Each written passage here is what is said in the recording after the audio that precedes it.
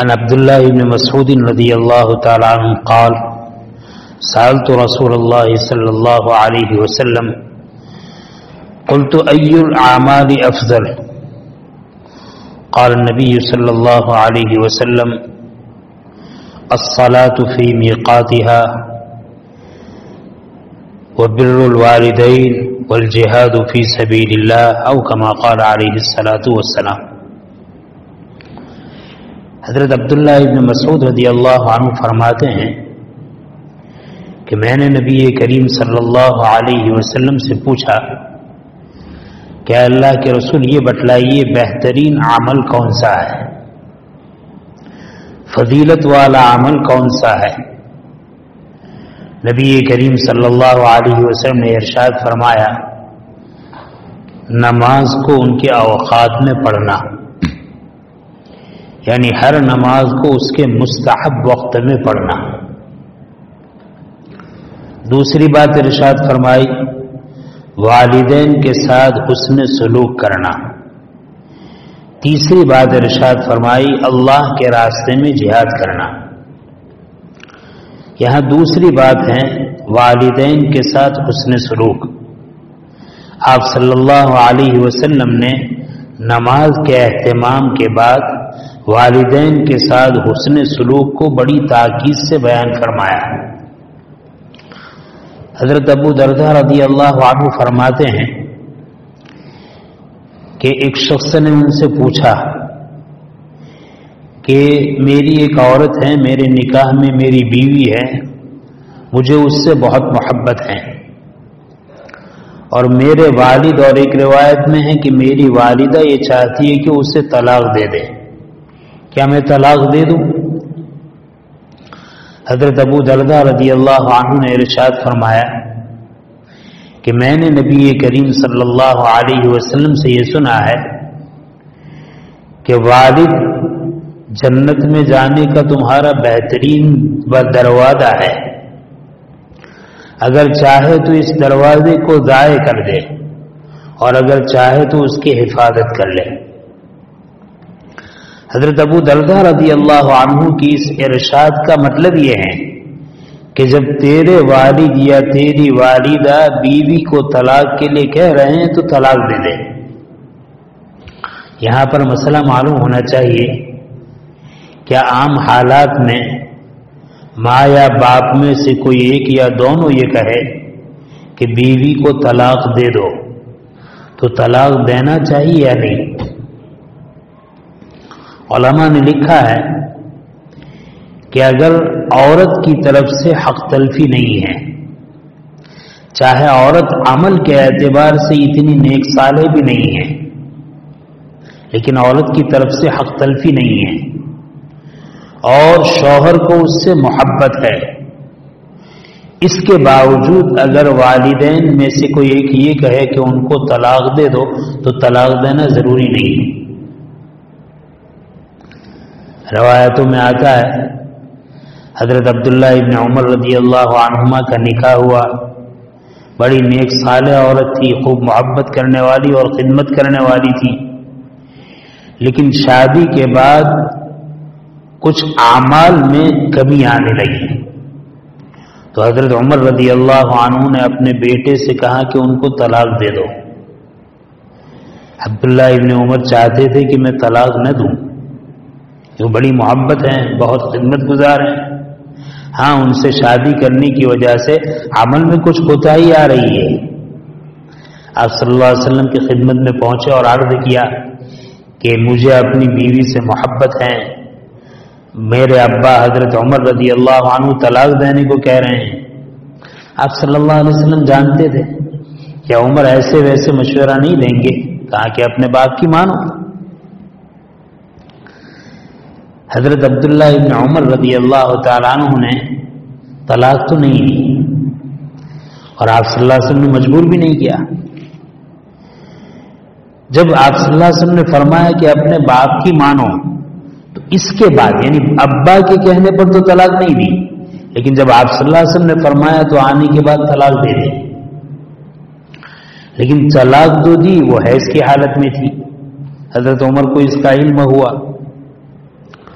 پھر آپ صلی اللہ علیہ وسلم کی خدمت میں آئے اور آنے کے بعد عرض کیا کہ آپ کے کہنے سے بیٹے نے طلاق دی ہے لیکن ان کی بیوی حیض کی حالت میں ہے. تو نبی کریم صلی اللہ علیہ وسلم نے ارشاد فرمایا جاؤ اور فوراً ان کو کہو کہ رجوع کر لے. بہرحال مسئلہ یہ ہے کہ عام حالات میں اگر اس طریقے سے والدین یا ان میں سے کوئی ایک بیوی کو طلاق دینے کے لیے کہے تو طلاق دینا ضروری نہیں. فقہ نے تو یہاں تک لکھا ہے گرچہ عورت بدسلن ہو، نیک صالح نہ ہو، لیکن محبت ہو، حق تلفی نہ کرتی ہو تو ماں باپ کے کہنے سے طلاق دینا ضروری نہیں ہے.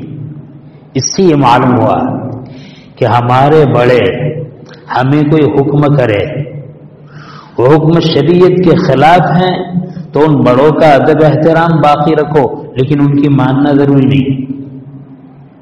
بے ادبی بھی نہیں کریں گے، ان کے سامنے جواب بھی نہیں دیں گے، خاموشی اختیار کریں گے، ان کے ادب کو برقرار رکھیں گے، لیکن اس پر عمل نہیں کریں گے. ہاں اگر ایسی بات ہے کہ شریعت کے مطابق ہیں، کسی واجب کی ادائیگی کے لیے کہہ رہے ہیں، کسی گناہ کو چھوڑنے کے لیے کہہ رہے ہیں، تو اس میں والدین کی فرمانبرداری بھی ضروری ہے. بہرحال نبی کریم صلی اللہ علیہ وسلم نے ارشاد فرمایا ہے کہ والدین کے ساتھ حسن سلوک اور بھلائی یہ ہے کہ ان کے انتقال کے بعد ان کے لیے استغفار کرے، ان کے ذمے کوئی قرضہ ہو تو وہ ادا کرے، اور ان کے جو دوست احباب ہے ان دوست احباب کے ساتھ بھی صلہ رحمی کا معاملہ کرے. امام اوزاعی رحمۃ اللہ علیہ نے بڑی کام کی بات لکھی ہے. فرماتے ہیں کہ بعض اولاد ایسی ہوتی ہیں جو زندگی میں تو والدین کی بہت مطیع اور فرمانبردار ہوتی ہے، لیکن انتقال کے بعد وہ نافرمانوں میں شمار ہوتی ہے.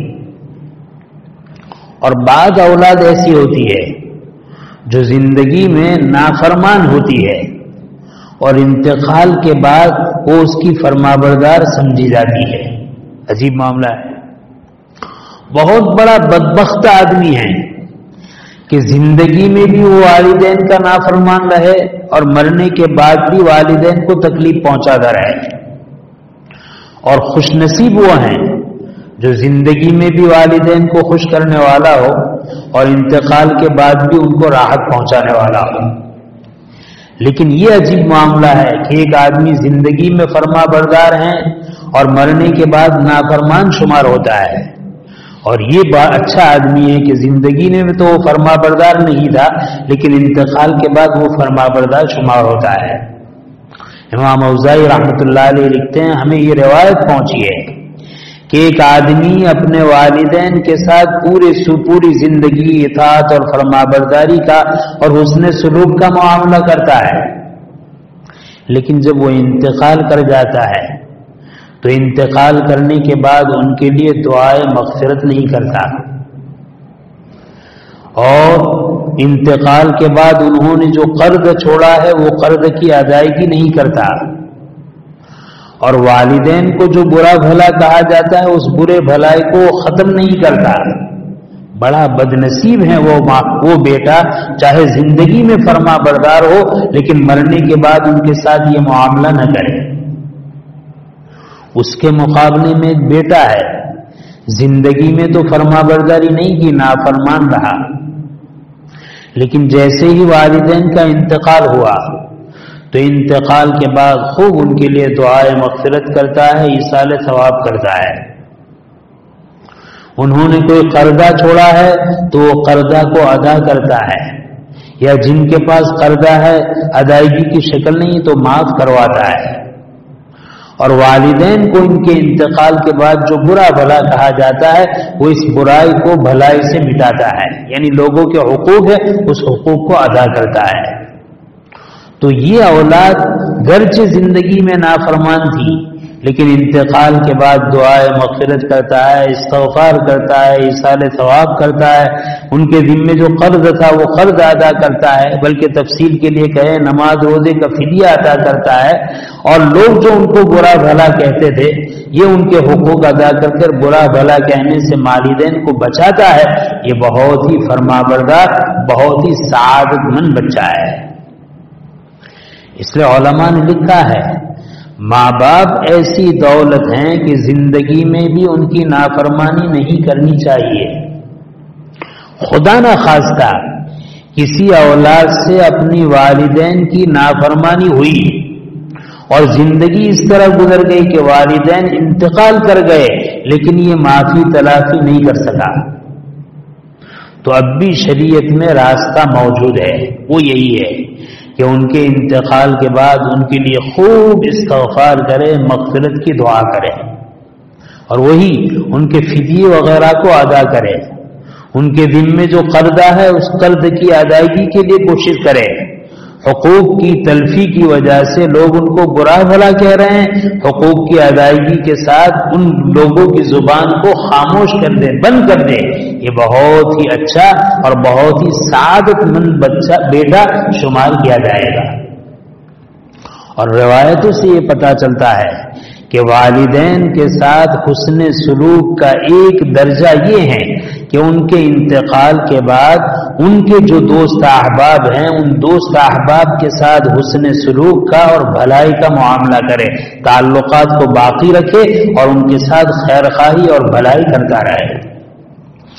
حضرت عبداللہ ابن عمر رضی اللہ تعالی عنہما ایک مرتبہ مدینہ منورہ سے سفر کر کے مکہ مکرمہ کی طرف چلے۔ راستے میں ایک جگہ پر ایک آدمی ملا، آپ نے اس آدمی کو پہچان لیا، آپ نے ان کو، وہ دیہاتی آدمی تھا، دیہاتی آدمی کے ساتھ اپنے وقت کے بڑے علماء، بڑے نیک صالح لوگ، بڑے دیندار لوگ، مشائخ لوگ تھوڑی بہت رعایت کا معاملہ کرے، تھوڑی بہت خیر خواہی کرے تو وہ دیہاتی بہت زیادہ خوش ہو جاتا ہے کہ بھئی اتنے بڑے آدمی نے میری قدر کی، مجھ سے محبت کی، مجھ سے ملاقات کی، مجھے احوال پوچھے، بہت خوش ہوتا ہے۔ حضرت عبداللہ ابن عمر رضی اللہ تعالی عنہما نے اس دیہاتی کو دیکھا تو اپنے ساتھ اپنی سواری پر اپنے پیچھے سوار کر لیا، اور اس کے بعد جب وہ منزل پر اترا تو اپنی پگڑی اپنے سر سے نکال کر، اپنا پھینٹا اور اپنا امامہ سر سے نکال کر اس کو دے دیا۔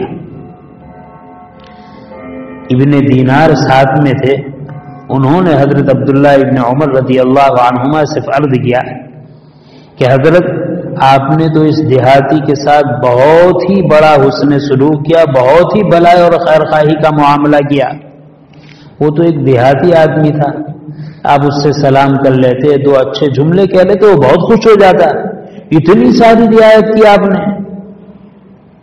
تو حضرت ابن عمر رضی اللہ عنہما نے فرمایا کہ میں نے نبی کریم صلی اللہ علیہ وسلم کا یہ ارشاد سنا ہے کہ والدین کے انتقال کے بعد ان کے ساتھ بھلائی کا ایک درجہ یہ ہے کہ ان کے متعلقین کے ساتھ بھلائی کا معاملہ کریں۔ تمہیں معلوم ہے یہ دیہاتی کون تھا؟ یہ دیہاتی وہ تھا کہ اس کے والد کے میرے والد کے ساتھ بڑے اچھے تعلقات تھے، دوستانہ تعلقات تھے، اس دوستانہ تعلقات کی وجہ سے میں نے ان کے ساتھ یہ معاملہ کیا۔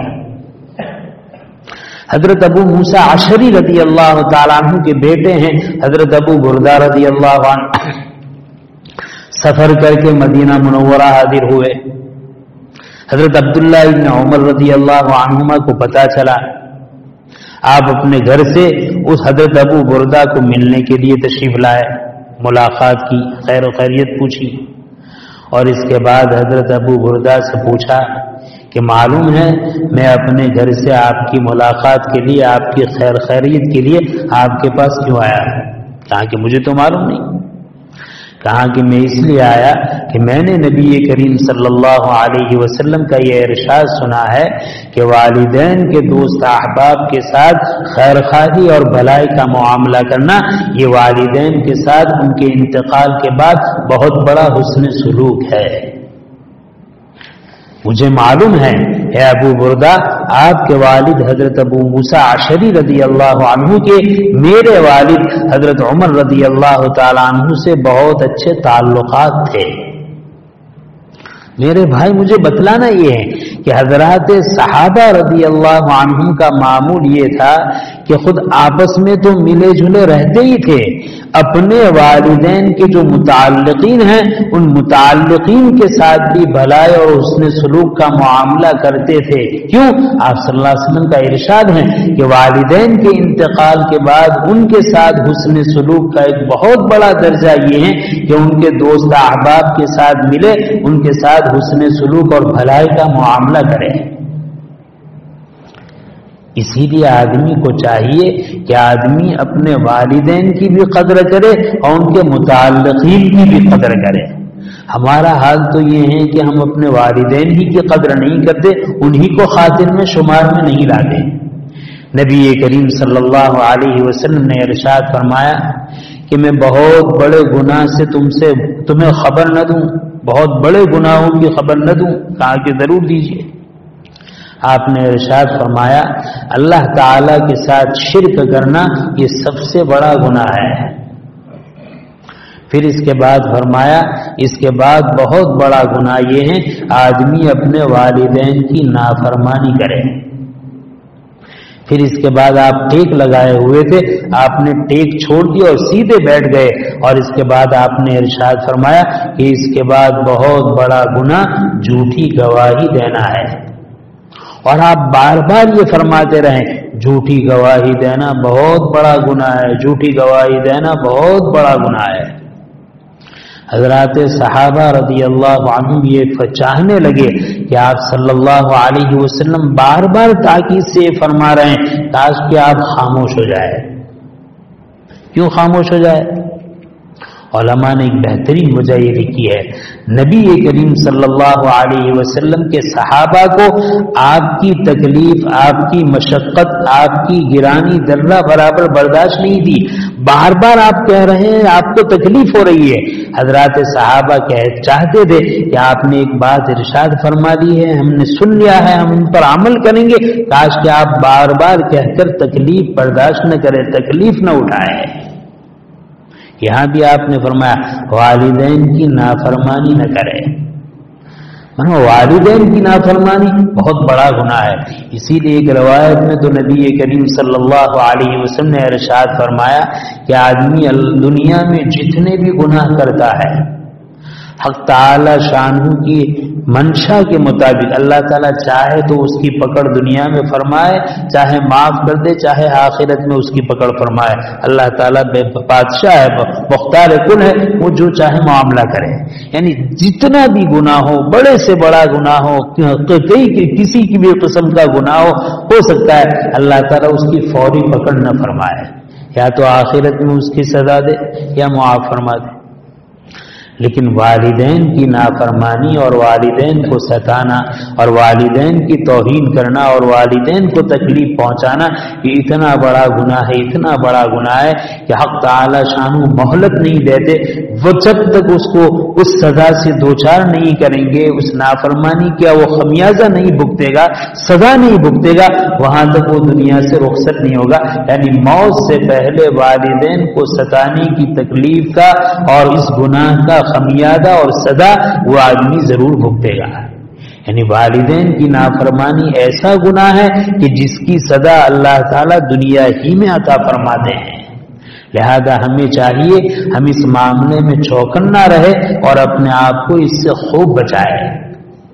نبی کریم صلی اللہ علیہ وسلم نے ایک مرتبہ ارشاد فرمایا کہ تم میں سے کوئی آدمی اپنے والدین کو گالی نہ دے، برا بھلا نہ کہے۔ حضرات صحابہ رضی اللہ عنہم کا زمانہ بہت ہی پاکیزہ زمانہ تھا۔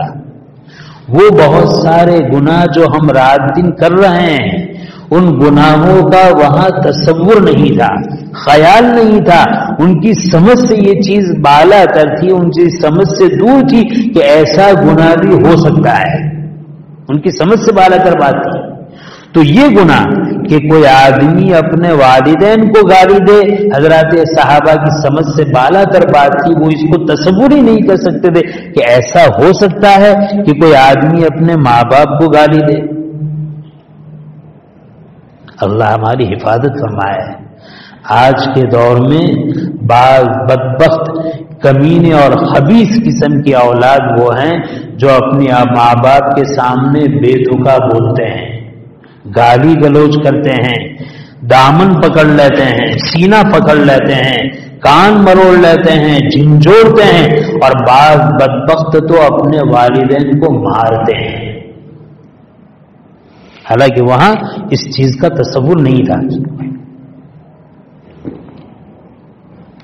جب یہ بات تھی تو آپ نے یہ ارشاد فرمایا کہ سنو، تم میں سے کوئی آدمی اپنے والدین کو گالی نہ دے، برا بھلا نہ کہے۔ صحابہ حیرت میں پڑ گئے کہ ایسا ہو سکتا ہے؟ حضرات صحابہ رضی اللہ عنہم نے پوچھا، یا رسول اللہ ایسا ہو سکتا ہے کہ کوئی آدمی اپنے والدین کو گالی دے؟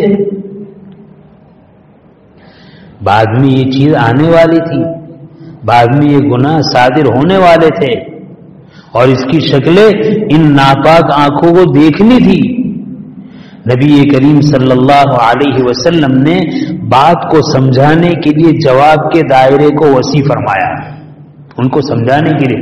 ان کو اگر یہ کہتے کہ ہاں ہوگا تو ان کی سمجھ سے بالا تھا، وہ مان لیتے، لیکن سمجھ میں آنا مشکل تھا، پاک ذہن ہونے کی وجہ سے، اچھا ماحول ہونے کی وجہ سے۔ تو آپ صلی اللہ علیہ وسلم نے فرمایا کہ تم میں سے کوئی آدمی کسی کے ماں باپ کو گالی دے اور جواب میں وہ تمہارے ماں باپ کو گالی دے، تو تمہارے ماں باپ کو گالی دینے کا سبب تمہارا دوسرے کے ماں باپ کو گالی دینا ہے، سبب کی طرف متوجہ فرمایا ہے کہ صحابہ تمہارا خیال تو یہ ہے کہ ماں باپ کو گالی نہیں دے سکتے، یقیناً تمہارا یہ خیال ہے بہت اچھا، لیکن دیکھو جس طریقے سے تم اپنے ماں باپ کو براہ راست گالی نہ دے، اس طریقے سے سبب بھی نہ بنے کہ تمہارے ماں باپ کو کسی ایسا سبب اختیار کرنے کی وجہ سے گالی کھانی پڑے کہ تم دوسرے کے ماں باپ کو گالی دو، وہ جواب میں تمہارے ماں باپ کو گالی دے، تو گویا کہ تمہارا گالی دینا یہ تمہارے ماں باپ کو گالی دینے کا سبب بنا، یہ سبب بتلایا کہ ایسا ہو سکتا ہے۔ حضرات اس جواب کو آپ نے وسیع فرمایا، جواب کے دائرے کو، اور فرمایا کہ ایسا سبب بھی نہ اختیار کرو کہ جس سبب کی وجہ سے تم براہ راست تو اپنے والدین کو گالی نہ دو، لیکن تم کسی کو گالی دو اور جواب میں وہ تمہارے والدین کو گالی دے، تو تمہارے والدین کو گالی دینے کا سبب تمہارا کسی کے والدین کو گالی دینا بنے۔ وہ پاکیزہ دور تھا جس میں آپ نے یہ ارشاد فرمایا۔ لہذا آدمی کو چاہیے کہ آدمی حتی الامکان اپنے والدین کے ساتھ ادب احترام کا، عظمت کا، محبت کا، خدمت کا، راحت رسانی کا معاملہ اختیار کرے، بے ادبی کا معاملہ اختیار نہ کرے۔ ایک بڑی کوتاہی یہ بھی ہے، ماں باپ ہونے کے ناطے ہم اپنی اولاد کو وہ ادب نہیں سکھلاتے جو ادب ان کو سکھلانا چاہیے۔ آج کل عام معاشرے میں ہر ماں باپ کے ساتھ اس کا بیٹا، اس کی بیٹی طوطا میں بات کرتی ہے، ادب سے نہیں۔ آپ نہیں کہتے، تم نہیں کہتے، تمو امو نہیں کہتے، تو کہتا ہے، تو ایسا ہے، تو نے ایسا کیا، تو نے کہا تھا، طوطا سے بات کرتا ہے۔ میرے بھائیوں، ہمارے چھوٹوں کو ادب سکھلانے کے لیے ہمیں اپنے چھوٹوں کے ساتھ باادب بننا پڑے گا۔ جب ہم اپنے چھوٹوں کے ساتھ باادب بنیں گے تو ہمارے چھوٹے اپنے بڑوں کے ساتھ ادب اختیار کریں گے۔ ہم ہی بے ادبی کا سبق دیتے ہیں، ہم ہی بے ادب، چھوٹے بچے کو طوطا سے بلاتے ہیں، ہر بات کرتے ہیں تو طوطا سے کرتے ہیں۔ اب وہ جیسا سنتا ہے ویسا سیکھتا ہے، جیسا سیکھتا ہے ویسا کہتا ہے، تو ہم نے تو اس کو بے ادب بنایا، ادب کے خلاف بے ادبی اس کو سکھلائی، اور پھر جب موقع آیا تو چاہتا ہے کہ وہ ہمارا ادب کرے۔ ہم نے ان کو ادب دیا ہوتا تو وہ ہمیں ادب دیتا، ہم نے ان کو اچھی تعلیم دی ہوتی تو وہ اچھی طریقے سے ہمیں ملتا، ہم نے اس کے ساتھ بھلائی کا معاملہ کیا ہوتا تو ہمارے ساتھ حسن سلوک کا معاملہ کرتا۔ لیکن کوتاہی یہ ہے کہ ہم اس سلسلے میں بے انتہا غفلت کرتے ہیں اور اپنے چھوٹوں کو بے ادب بناتے ہیں، زبان سے، عمل سے، قول سے، فعل سے، اور اس کے بعد سر سے پانی چڑھ جاتا ہے، پھر روتے ہیں کہ ہمارے بچے ہمیں کوستے ہیں۔ ہاں، اولاد کو تو میں یہی کہوں گا، چاہے والدین کی ہزارواں کوتاہی ہو، ہمارا کام تو یہی ہے کہ ہم ان کے ساتھ ادب سے رہے، ہم ان کے ساتھ محبت کے ساتھ رہے، ہم ان کے ساتھ اخلاق کے ساتھ رہے۔ ماں باپ ہونے کے ناطے ہمیں چاہیے کہ ہم ان کو باادب بنائیں۔ حدیث میں ہے کسی ماں باپ نے اپنی اولاد کو اس سے زیادہ بہتر تحفہ اور ہدیہ نہیں دیا جتنا بہترین تحفہ حسن ادب ہے۔ ہم کیا سمجھتے ہیں؟ ہم سمجھتے ہیں اپنی اولاد کے لیے بہترین کپڑوں کا انتظام کیا، ہم خیر خواہ ہے، گاڑی کا انتظام کیا، خیر خواہ ہے، مکان کا انتظام کیا، خیر خواہ ہے، دکان اور بینک بیلنس کا انتظام کیا، خیر خواہ ہے، اس کے چونچلوں کو پورا کرنے کے لیے کھیل کود کا انتظام کیا، خیر خواہ ہے۔ خدا پاک کی قسم یہ خیر خواہی نہیں ہے، خیر خواہی تو یہ ہے ہم ان کو دینی علوم سے، دینی آداب سے، اسلامی کلچر سے، اسلامی تہذیب سے، اسلامی اخلاق سے ان کو آراستہ کریں، ان کو سکھلائے۔ اس سے بہتر کوئی تمہاری خیر خواہی نہیں ہے۔ دو باپ ہیں، ایک باپ نے اپنی اولاد کو کچھ نہیں دیا سوائے حسن ادب کے، نبی کریم صلی اللہ علیہ وسلم کی بہترین تعلیمات کے، اور دوسرا باپ ہے جس نے اس ادب کے علاوہ سب کچھ دیا۔ آپ یقین مانیے جب یہ باپ کا جنازہ نکلے گا تو جن نعمتوں میں، جن چیزوں میں اس باپ نے اپنے بیٹے کو لگایا ہے وہ اسی میں پڑا رہے گا، اس کو والد کا کوئی احساس نہیں رہے گا، اس کی موت کا کوئی احساس نہیں رہے گا۔ ایسا حیرت انگیز واقعہ ان آنکھوں نے دیکھا ہے۔ ایک ملک میں میرا جانا ہوا، وہاں ایک آدمی کا انتقال ہوا، اس آدمی کے بغل میں اس کا بیٹا رہتا تھا، یہ آدمی عالم تھے، اس کا بیٹا دنیاوی ڈگریاں حاصل کیا ہوا تھا، تعلیم سے، تعلیم اسلامی سے اتنا واقف نہیں تھا۔ لوگ آنے لگے، اس آدمی کا گھر تھا، کہا کہ دروازہ کھولو تاکہ باپ کے جنازے میں آنے والے گھر میں بیٹھے۔ تو اس نے کہا 2-4 دن پہلے نہیں کارپیٹ بچھائیے، کارپیٹ خراب ہو جائے گی، میں نہیں کھولوں گا۔ میرے بھائی، میں نہیں کہتا اپنی اولاد کے لیے بہترین سے بہترین گھر کا انتظام کرو، بہترین سے بہترین کپڑوں کا انتظام کرو، بہترین سے بہترین اپنی حیثیت کے مطابق کھانے پینے کا انتظام کرو، ان کو غریب نہ چھوڑو، ان کو خوشحال چھوڑو، میں اس سے منع نہیں کرتا، لیکن یہ ساری چیزیں دوسرے نمبر پر ہیں۔ پہلے نمبر پر اسلامی تعلیم ہے، اسلامی آداب ہے۔ آپ کا بیٹا، اس کو معلوم ہونا چاہیے کہ یہ میرے باپ ہے، یہ میری ماں ہے، ان کو معلوم ہونا چاہیے کہ جنت میں جانے کا میرے لیے بہترین دروازہ میرے والد ہیں اور میری والدہ کے پیر کے نیچے جنت ہے۔ یہ تعلیم اس کو دینی پڑے گی۔ اگر یہ تعلیم دی ہے، اس کے بعد سب کچھ دیا ہے تو کامیاب، اور اگر یہ تعلیم نہیں دی اور پوری دنیا دے دی، یاد رکھیے ہم ناکام ہیں۔ اللہ تعالی شانو ہمیں صحیح سمجھ نصیب فرمائے، اپنے والدین کی قدردانی نصیب فرمائے، اپنی اولاد کی بہترین تعلیم اور تربیت کا اہتمام نصیب فرمائے۔ آمین وآخر الدعوانا الحمدللہ رب العالمین۔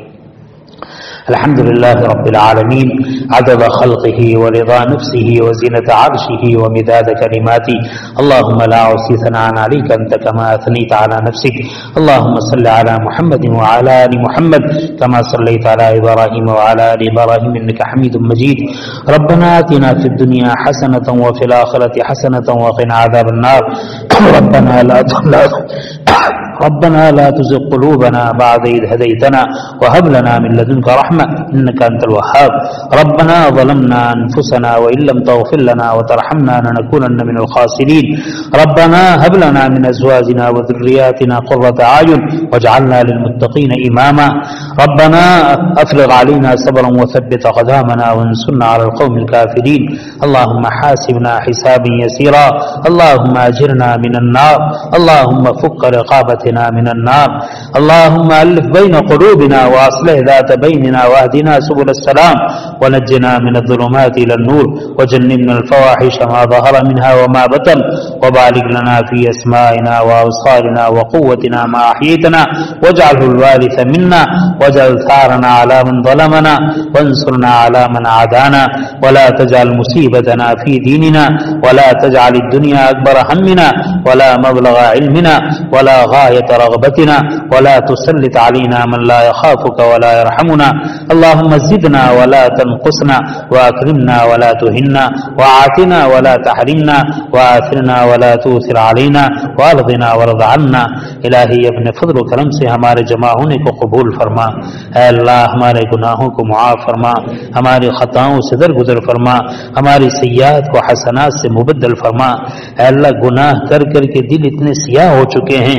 کہ اپنی کوتاہی کا اپنی غلطی کا اپنے گناہوں کا احساس ختم ہو چکا ہے اے اللہ گناہ کرتے ہیں کوتاہیاں کرتے ہیں اے اللہ چوری اور سیرہ زوری کا معاملہ ہے اے اللہ ہمیں اپنی غلطی کا احساس نہیں ہے اے اللہ ہم ظلموں پر آمادہ ہیں ظلم و زیادتی کر رہے ہیں لوگوں کے حقوق کو پائمال کر رہے ہیں اے اللہ اپنے ماتحتوں کے حقوق کو پائمال کر رہے ہیں اپنے بڑوں کے حقوق کو پائمال کر رہے ہیں اور ظلم و زیادتی پر ایسے جمے ہوئے ہیں اے اللہ ہمیں ظلم کا احساس ختم ہو گیا ہم سے گناہوں کا احساس ختم ہو گیا اے اللہ گناہوں کا احساس نہیں رہا تو توبہ کی توفیق کیسے ہوگی اے اللہ ہمیں اپنی غلطی کا احساس نصیب فرما اے اللہ ہمیں اپنی زیادتی کا احساس نصیب فرما اے اللہ ہمیں ہر کام میں حق کو دیکھنے کی توفیق عطا فرما حق پر جمنے کی توفیق عطا فرما حق کا ساتھ دینے کی توفیق عطا فرما اے اللہ حق کے تحت زندگی گزارنے کی توفیق عطا فرما اے اللہ باطل کو ساتھ دینے سے اے اللہ قومیت کو ساتھ دینے سے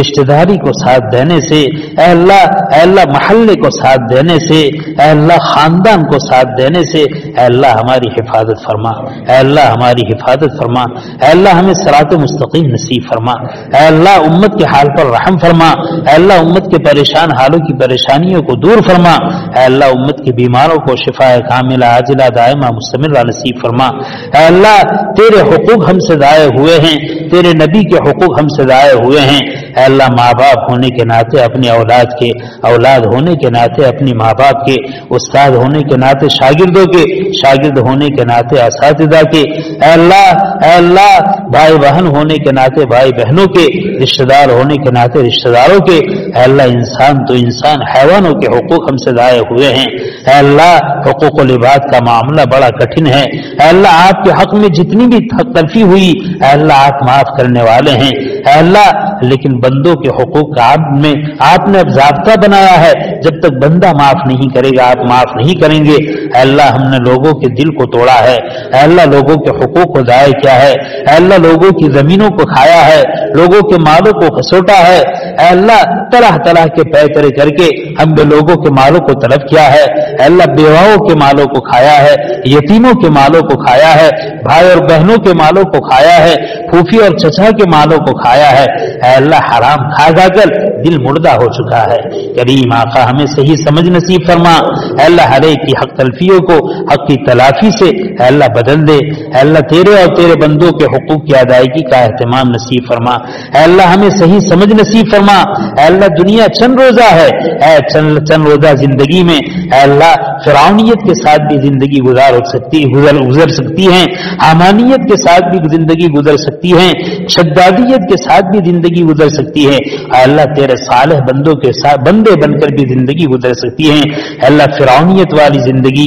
شدادیت والی زندگی قارونیت اور حمانیت والی زندگی اے اللہ ایسی زندگی گزارنے سے ہماری حفاظت فرما ہمیں تیرے صالح بندوں والی زندگی گزارنے کی توفیق عطا فرما اے اللہ تیرے اور تیرے بندوں کے حقوق کو پہچان کر ادا کرنے کی قوت اور توفیق عطا فرما آپس کی حق تلفیوں سے پوری حفاظت فرما اے اللہ ہمیں حسن اخلاق نصیب فرما اے اللہ ہمیں صحت قوت عافیت عافیت ہمت تندرستی نصیب فرما.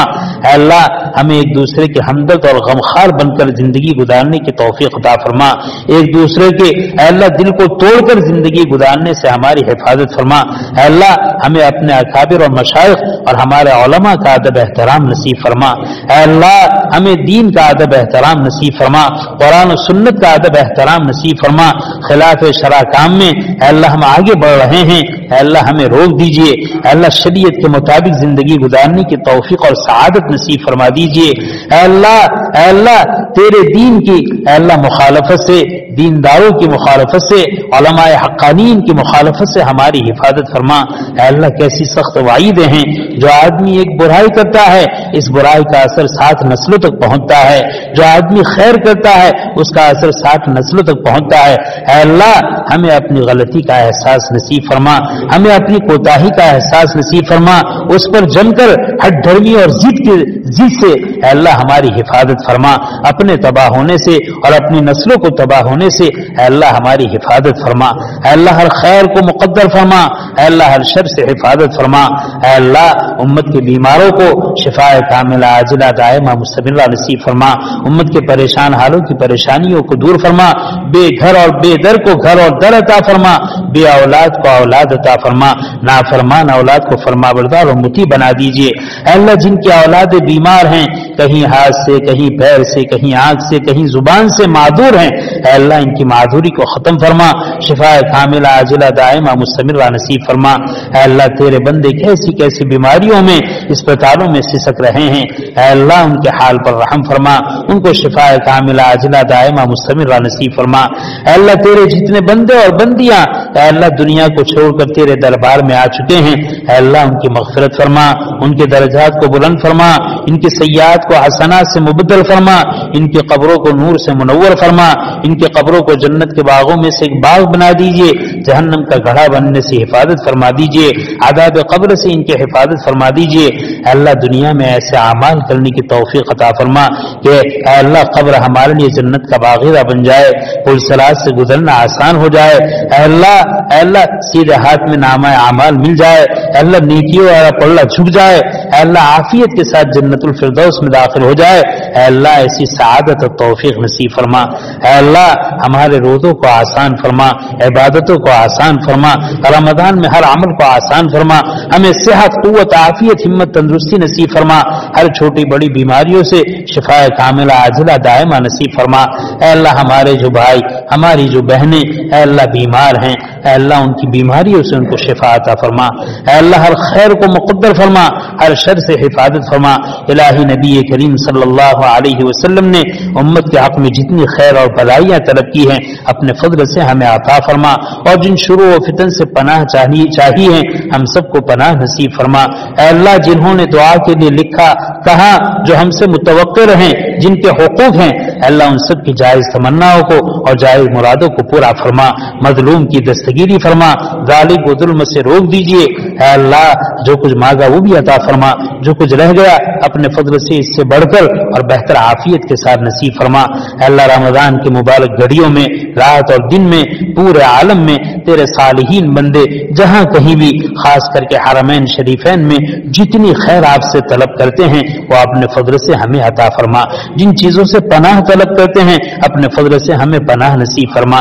اے اللہ ہماری دعا کو اپنے فضل و کرم سے, اپنے اسماء حسنہ کی برکت سے اور حضرات انبیاء اور رسول علیہ الصلاۃ والسلام کے صدقہ توفیق قبول فرما. ربنا تقبل منا انك انت السميع العليم وتب علينا انك انت التواب الرحيم. وصلى الله تعالى على خير خلقه سيدنا ومولانا محمد وآله وصحبه اجمعين. آمين برحمتك يا ارحم الراحمين.